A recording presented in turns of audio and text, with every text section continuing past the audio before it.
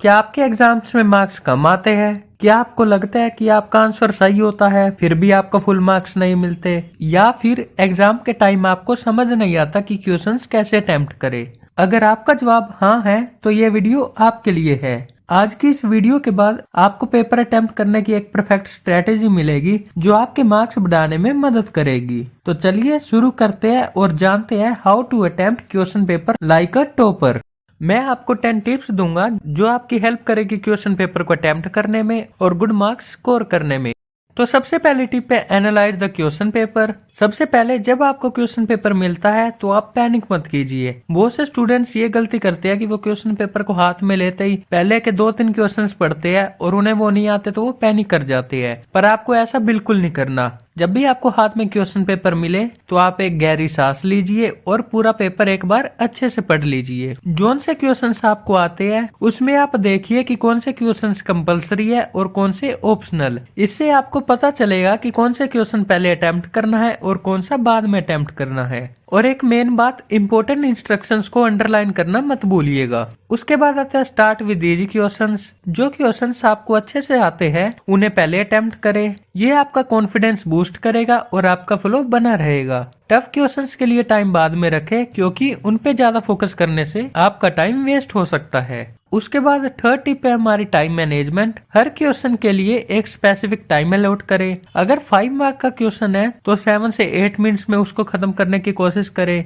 अगर आप टाइम को इफेक्टिवली मैनेज करेंगे तो आप पेपर को पूरा अटेम्प्ट कर पाएंगे। बहुत से बच्चे पूरा क्वेश्चन पेपर अटेम्प्ट ही नहीं कर पाते जबकि उनको सारे क्वेश्चन आते हैं, जिसकी वजह से उनके मार्क्स कम आते हैं। तो आप ऐसी गलती मत कीजिएगा, अपने टाइम को अच्छे से मैनेज कीजिएगा। उसके बाद फोर्थ टिप आती है आंसर्स को स्मार्टली प्रेजेंट करें। याद रखें एग्जामिनर आपका लिखने का तरीका भी देखता है। आंसर्स को पॉइंट में लिखना बेस्ट स्ट्रेटेजी हो सकती है। जहां जरूरत हो वहां डायग्राम्स, चार्ट या फ्लो चार्ट्स का यूज करें। हेडिंग्स और सब हेडिंग्स देना मत भूलिए। नीट एंड क्लीन राइटिंग में लिखिए जिससे आपके मार्क्स इंप्रूव हो सके। अगर आप आंसर्स को पॉइंट्स में लिखते हैं और जहां जरूरत हो वहां आप डायग्राम्स या चार्ट्स बना के आते हैं और हेडिंग्स और सब हेडिंग्स देना नहीं भूलते और neat and clean hand writing में आप क्वेश्चंस को अटेम्प्ट करते हैं तो एग्जामिनर आपको कुछ एक्स्ट्रा मार्क्स भी दे सकता है। उसके बाद फिफ्थ टिप है आंसर्स अकॉर्डिंग टू मार्क्स। कोई भी आंसर लिखने से पहले उसके मार्क्स जरूर देखें। अगर क्वेश्चन 2 मार्क्स का है तो शॉर्ट में आंसर दीजिए। अगर क्वेश्चन 10 मार्क्स का है तो डिटेल में एक्सप्लेनेशन देनी जरूरी है।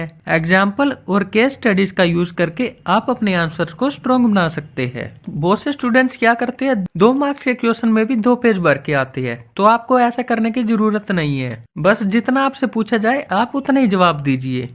उसके बाद नेक्स्ट टिप है अटेम्प्ट ऑल क्वेश्चंस। अगर आपको किसी क्वेश्चन का पूरा जवाब नहीं आता या क्वेश्चन का जवाब ही नहीं आता तो भी आप कुछ लिखने की कोशिश करें। एग्जामिनर को लगना चाहिए कि आपने एफर्ट किया है। क्वेश्चन से रिलेटेड कुछ भी आपको याद आ रहा हो आप वहाँ पे लिख सकते हैं, पर एक बात का याद रखिएगा, पहले आप वो सब क्वेश्चन अटेम्प्ट कर लीजिए जो आपको आते हो और फिर इसमें टाइम दीजिए। ये ना हो कि आप इसमें लगे रहे और जो आपको आता है वो आपका छूट जाए। तो जो पहले आता है पहले वो कीजिए और फिर जो नहीं आता उसे बनाने की कोशिश कीजिए। उसके बाद आता है avoid common mistakes. Paper solve करते वक्त स्पेलिंग मिस्टेक्स, ग्रामेटिकल एरर्स और अननेसेसरी इन्फॉर्मेशन लिखने से बचना चाहिए। सीधे पॉइंट पे आइए और क्वेश्चन के डिमांड के हिसाब से आंसर करें। अपनी स्पेलिंग्स और ग्रामेटिकल एरर्स पे ध्यान दीजिए। उसके बाद आता है ऑलवेज रिवाइज। पेपर खत्म करने के बाद अपने आंसर्स रिवाइज जरूर करें। कैलकुलेशन एरर्स और स्पेलिंग मिस्टेक्स चेक करें। अगर कुछ छूट गया हो तो उसे तुरंत ऐड करें और साथ में ये भी चेक करें कि जो आपने क्वेश्चंस के आंसर दिया है उसका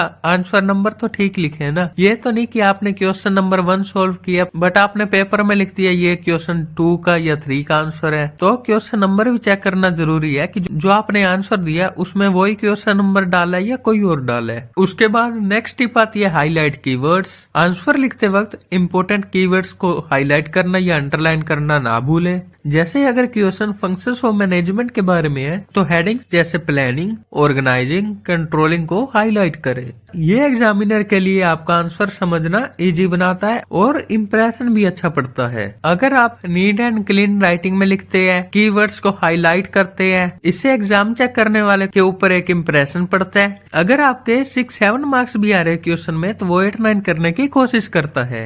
एंड उसके बाद आता है अवॉइड ओवर राइटिंग। जैसे कि मैं आपको बार बार कह रहा हूँ, अक्सर स्टूडेंट्स ज्यादा लिखने की कोशिश करते हैं जिससे उनका पेपर छूट जाता है, लेकिन ओवर राइटिंग से एग्जामिनर कंफ्यूज हो सकता है और आपका पेपर भी छूट सकता है। इसलिए हमेशा क्लियर आंसर लिखे जो क्वेश्चन के डिमांड के अकॉर्डिंग हो। तो ये था हमारा आज का टॉपिक। आई होप आपको ये वीडियो यूजफुल लगी होगी। अगर आपको ये वीडियो यूजफुल लगी तो इस वीडियो को लाइक करना मत भूलिएगा, अपने दोस्तों के साथ शेयर कीजिएगा, कमेंट में अपना फीडबैक बताइएगा। और अगर आप कॉमर्स बैकग्राउंड से है और ऐसी और वीडियोस देखना चाहते हैं तो इस चैनल को सब्सक्राइब करना मत भूलिएगा। आने वाले टाइम में आपके लिए बहुत सारे टॉपिक्स पे बहुत सारी वीडियोज आने वाली है। जल्द मिलेंगे किसी नई वीडियो के साथ, तब तक के लिए थैंक यू।